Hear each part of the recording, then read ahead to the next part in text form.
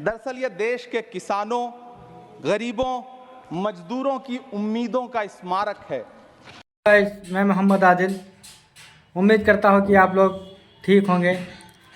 मैं लेकर आया हूँ इमरान प्रतापगढ़ी की फिर से एक नई वीडियो। आप लोग देखिए और समझिए महंगाई के ऊपर इमरान प्रतापगढ़ी ने क्या गजब के बयान दिए हैं, क्या भाषण दिया, संसद को हिला डाला पूरा। माशाल्लाह। आप देखिए इमरान प्रतापगढ़ी की ये वीडियो। अगर ये आपको वीडियो अच्छा लगे तो प्लीज़ हमारी इस वीडियो को लाइक करें और शेयर करें और कमेंट में ज़रूर बताएं ताकि हम फिर से आपके लिए इमरान प्रतापगढ़ी का वीडियो लेकर के आएँ। तो चलते हैं, देखते हैं ये वीडियो कैसा लगता है। इमरान प्रतापगढ़ी। धन्यवाद सभापति महोदय। 83 मिनट 71 बार थपथपाई गई मेज, 14,417 शब्दों का बजट भाषण और उस बजट में अपने लिए राहत तलाशती मिडिल क्लास की हैरत ज़दा आंखें। सभापति महोदय, मेरे हाथों में जो दस्तावेज है दरअसल ये देश के किसानों, गरीबों, मजदूरों की उम्मीदों का स्मारक है।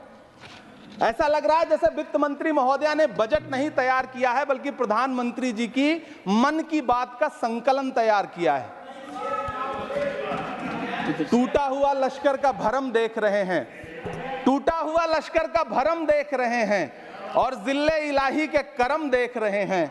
ताकत का नशा अक्ल पे हावी है तुम्हारी, तुम देख न पाओगे जो हम देख रहे हैं। वित्त मंत्री महोदया ने इस बजट में महंगाई पर सिर्फ 10 शब्द बोला है। जिस देश में टमाटर 100 रुपए किलो बिक रहा हो।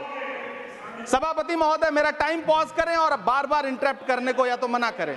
हाँ बोले, कृपया बोले। सभापति महोदय, वित्त मंत्री महोदया ने इस बजट में महंगाई पर सिर्फ 10 शब्द बोले हैं। जिस देश में टमाटर 100 रुपए किलो बिक रहा हो, उस देश की वित्त मंत्री के पास बजट में महंगाई पर बोलने के लिए सिर्फ 10 शब्द है। डीजल, पेट्रोल, आटा, चावल, दाल, सब्जी की महंगाई का तो कोई जिक्र ही नहीं। सावन चल रहा है तो प्याज और लहसुन का दाम पूछना तो शायद पाप होगा। मैंने तो यह भी सुना है कि वित्त मंत्री जी जो चीज खुद नहीं खाती हैं उसके दाम से उनका कोई लेना देना नहीं होता। लेकिन इस बार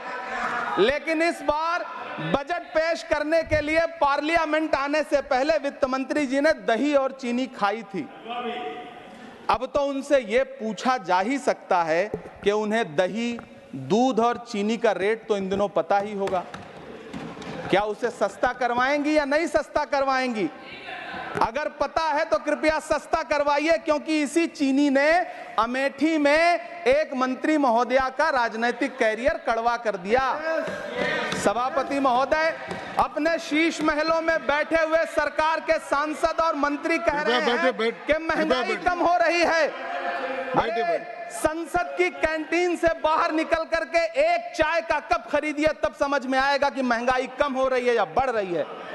किसी एक दिन अपनी किसी मजदूर की तरह अपनी दिन भर की दिहाड़ी लेकर के बाजार जाइए और अपने बच्चों के लिए राशन खरीदिए, तब पता चलेगा कि महंगाई कम हो रही है या नहीं हो रही है। यहां बैठ करके बड़ी बड़ी बातें करना आसान है। ये चूनर धानी धानी भूल जाते, ये पुरवा की रवानी भूल जाते, जो आकर 4 दिन गांव में रहते तो सारी लंतरानी भूल जाते।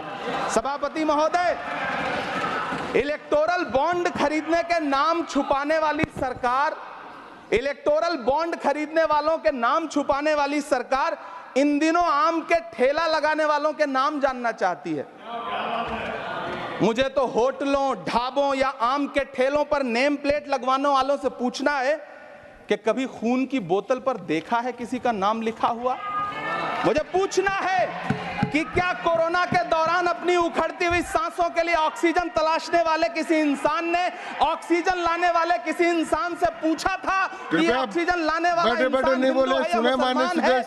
मुझे पूछना है कि लावारिश लाशों के लिए कोरोना में कांधा देने वाले, चिताओं के लिए लकड़ियां सजाने वाले किसी इंसान से पूछा गया था उसका नाम, उसका मजहब?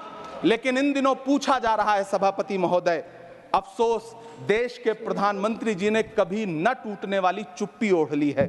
सभापति महोदय, जनता ने 63 सीटें कम क्या कर दी, ये सरकार तो अमृतकाल का नाम लेना ही भूल गई।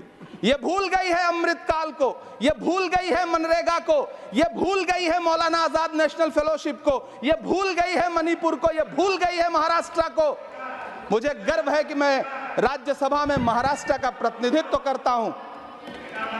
महाराष्ट्र जो देश की आर्थिक राजधानी है, जो टोटल कॉर्पोरेट टैक्स का 40%, इनकम टैक्स का 32% और जीएसटी का 20% इस देश को देता है, उस महाराष्ट्र के लिए इस बजट में एक शब्द नहीं है। आप बैठ जाए सभापति महोदय, आखिर महाराष्ट्र से किस बात का बदला लिया जा रहा है? महाराष्ट्र ने लोकसभा चुनाव में बाबा साहब अम्बेडकर के संविधान को बचाने के लिए वोट क्या कर दिया? प्रधानमंत्री जी तो महाराष्ट्र से बदला लेने पर उतर आए। अब तो शायद उन्हें याद भी ना हो, यवतमाल का वो दाभड़ी गांव जहां 20 मार्च 2014 को वो किसानों के साथ चाय पर चर्चा करने गए थे और उनकी किस्मत बदलने के सपने दिखाए थे, उसी यवतमाल में पिछले 6 महीने में 132 किसानों ने आत्महत्या की है। सभापति महोदय, महाराष्ट्र में हर महीने 209 किसान आत्महत्या कर रहे हैं। राज्य सरकार द्वारा सौंपा गया आंकड़ा बताता है कि 1 जनवरी से 31 मई के बीच 1046 किसानों ने आत्महत्या की है। लेकिन अफसोस, इस बजट में महाराष्ट्र के किसानों के लिए कुछ भी नहीं है। किसानों से चिढ़ी हुई सरकार ने बजट में किसानों के एमएसपी की लीगल गारंटी नहीं दी। लेकिन याद रखिएगा, जो किसान का नहीं वो हिंदुस्तान का नहीं। सभापति महोदय, मुझे वित्त मंत्री जी से पूछना है कि वो जो कुछ साल पहले 100 स्मार्ट सिटी बनाने का ढोल पीटा गया था, सुना है उस ढोल में पानी भर गया है, इसीलिए आपने उसका नाम बदल करके सिटीज ऑफ ग्रोथ हब्स रख दिया है। अच्छा है, नाम बदलने का खेल खेलते रहिए, आपकी कई सरकारें तो इसी वजह से चल रही हैं।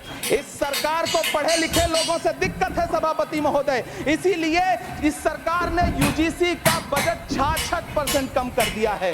वाह इस सरकार। सभापति महोदय, मैं वित्त मंत्री जी के संज्ञान में लाना चाहता हूं कि किशनगंज में एएमयू सेंटर के पास 224 एकड़ जमीन है। यूपीए सरकार ने सोनिया गांधी जी की अगुवाई में 136 करोड़ रुपए एएमयू किशनगंज सेंटर के लिए सेक्शन किए थे, लेकिन आपकी सरकार ने पिछले 10 साल में उस 136 करोड़ में से सिर्फ 10 करोड़ रुपया रिलीज किया है।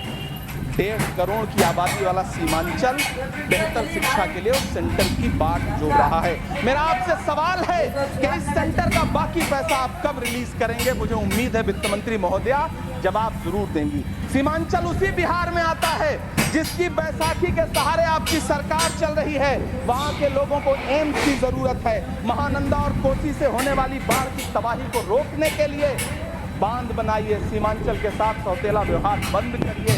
इकोनॉमिक कॉरिडोर बनाने से किसी राज्य का विकास नहीं होगा, विकास होगा स्वास्थ्य और शिक्षा के बुनियादी मुद्दों के लिए बजट देने पर। सभापति महोदय, एक तरफ तो इस बजट में पीएम आवास योजना के तहत 3 करोड़ अतिरिक्त मकान देने की घोषणा है और दूसरी तरफ लखनऊ के अकबर नगर में 1280 वो मकान हैं जिन्हें रिवर फ्रंट बनाने के नाम पे बुलडोजर से जमींदोज कर दिया गया। सभापति महोदय, लोग चीखते रहे, बच्चे बिलखते रहे, वसुधैव कुटुंबकम का नारा लगाने वाली सरकार इंसानों के घरौंदे उजाड़ कर जश्न मना रही है। सभापति महोदय, मेरा बहुत भावुकता के साथ देश के प्रधानमंत्री से सवाल है कि इन उजड़ते हुए मकानों और बेघर होते हुए घरों को देख करके आपको नींद कैसे आती है, आप सो कैसे पाते हैं? मेरा सवाल है इस देश के प्रधानमंत्री से, या तो लोगों के घरौंदे उजाड़ना बंद करिए या फिर करोड़ों मकान बनाने की झूठी घोषणाएं करना बंद करिए। यह बजट झूठ का पुलिंदा है। यह बजट आपके पिछले साल के बजट का कट कॉपी पेस्ट है। यह बजट हमारे चुनावी घोषणा पत्र की नकल करने की एक बेईमान कोशिश है। लेकिन कहावत है ना कि नकल के लिए भी अकल चाहिए। मेरे हाथ में एक तरफ न्याय पत्र है जो हमारा है और दूसरी तरफ अन्याय पत्र है जो आपका है। इस सरकार को आलोचना सुनने की आदत नहीं है सभापति महोदय। जब आप इनसे सवाल पूछिए तो ये कहते हैं कि आप बताइए 70 साल में आपने क्या किया है। मैं तो इस सदन में कहना चाहता हूं सभापति महोदय कि हमसे 70 साल का हिसाब मांगने वालों, जो सरकार अपना चलाया हुआ 2000 का नोट 7 साल नहीं चला सकी, वो हमसे 70 साल का हिसाब मांगती है।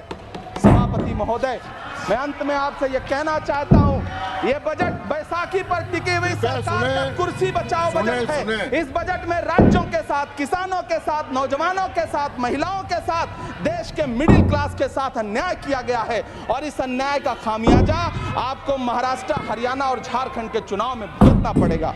सभापति महोदय, इस सरकार ने नोटबंदी लगाकर देश की आम जनता की पूंजी कृपया छीन ली। बैठे बैठे नहीं बोले, गब्बर सिंह कृपया। टैक्स लगा करके छोटे व्यापारियों के कारोबार छीन लिए, पेपर लीक करवा करके युवाओं की आंखों से नौकरी के सपने छीन लिए, अग्निवीर लाकर देश के जवानों की उम्मीदें छीन ली, बुलडोजर लगाकर लोगों के आशियाने छीन लिए, महंगाई लाकर देश की जनता की थाली से निवाले छीन लिए और नारा लगाया कि हम तो सेवक हैं, 18-18 घंटे काम करते हैं। इन्हीं लोगों के लिए किसी ने शेर कहा है कि जो सच और झूठ में दूरी है वो दूरी समझते हैं, सियासी हाकिमों की हम भी मजबूरी समझते हैं, वो अपना हक समझते हैं निवाला छीन लेने को। डकैती को बहुत से लोग मजदूरी समझते हैं। हमें पता है कि कैसी मजदूरी की जा रही है। सभापति महोदय, मैं यहाँ खड़ा होकर के अंत में आपसे कहना चाहता हूँ कि इस बजट में तमाम राज्यों के साथ अन्याय किया गया है, इस बजट में युवाओं के साथ अन्याय किया गया है, महिलाओं के साथ अन्याय किया गया है और खास तौर से महाराष्ट्र के लिए कुछ नहीं रखा गया है। महाराष्ट्र बाढ़ से जूझ रहा है, पानी बरसने से वहां 1500 से ज्यादा लोग मारे गए हैं। उस शहर को, उस राज्य को 4000 करोड़ के पैकेज की जरूरत है ताकि जो फसलें बर्बाद हुई हैं लोगों को राहत दी जा सकी। लेकिन अफसोस, इस बजट में महाराष्ट्र के लिए ऐसा कुछ भी नहीं है। मैं आखिर में यह कहना चाहता हूं कि पिछले 7 दिन से इस बजट का बड़ा ढिंढोरा पीटा जा रहा है, इसे महान बताया जा रहा है, लेकिन कौन महान बता रहा है? सत्ता पक्ष के लोग, उन्हें तो बताना ही है। क्योंकि मैं अवध क्षेत्र से आता हूं, प्रतापगढ़ से, नीरज भाई भी अवध और पूर्वांचल से आते हैं। वहां एक कहावत है कि बिटिया की तारीफ किसने की? बिटिया की महतारी ने, यानी कि बेटी की प्रशंसा किसने की? मां ने। तो इस बजट की तारीफ सत्ता पक्ष करे तो करेगा ही, लेकिन विपक्ष के एक भी सांसद से आप पूछिए कि क्या उसके राज्य को कुछ मिला है, तो वो ये कहेगा कि नहीं, कुछ भी नहीं मिला है। बहुत बहुत धन्यवाद सभापति महोदय, मुझे आम बजट पर अपनी राय रखने के लिए। वीडियो आप लोगों को अच्छा लगा है तो प्लीज़ कमेंट में ज़रूर अपनी राय दें ताकि हम आगे और आपके लिए ऐसी वीडियो लेकर के आएँ। इंशाल्लाह। अस्सलाम वालेकुम।